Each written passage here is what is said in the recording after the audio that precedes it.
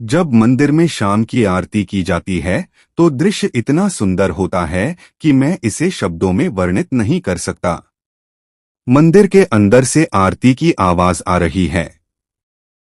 कई लोग भगवान के सामने खड़े हैं और आरती खत्म होने का इंतजार कर रहे हैं।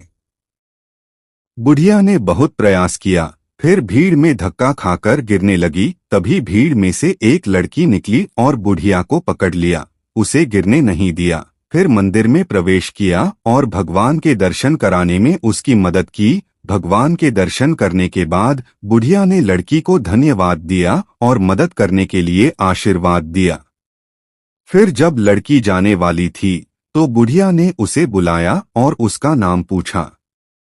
लड़की ने थोड़ा मुस्कुराते हुए बुढ़िया से कहा, पार्वती।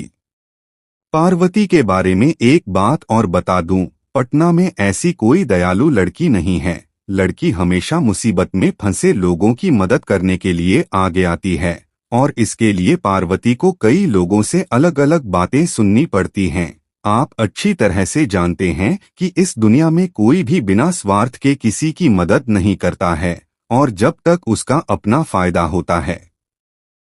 लेकिन इससे डरने की कोई वजह नहीं है।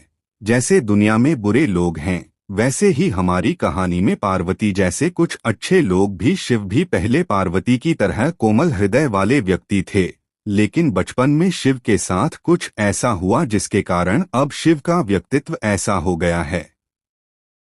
पार्वती एक साधारण परिवार की साधारण लड़की है। वह अपनी माँ और बहन के साथ अपनी मौसी के घर में रहती है। पार्वती की मौसी उनसे दिन में कम से कम एक बार किसी विषय पर बात करती है। पार्वती के पिता ने पार्वती की माँ को घर से निकाल दिया। फिर पार्वती का परिवार यहाँ पटना में अपनी मौसी के घर आ गया।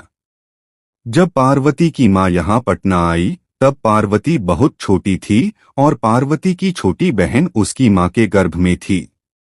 पार्वती ने अपनी माँ को बहुत कष्ट सहते देखा, इसलिए उसने फैसला किया कि जब वह अपनी पढ़ाई पूरी कर लेगी तो वह काम करेगी और अपनी माँ के सभी कष्ट दूर करेगी। इसलिए पार्वती ने बहुत कष्ट सहे हैं। आज पार्वती की ग्रेजुएशन की पढ़ाई पूरी नहीं हो पाई है।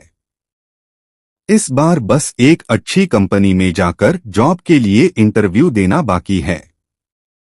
फिर वह अपनी माँ को लेकर यहाँ से कहीं दूर चली जाएगी।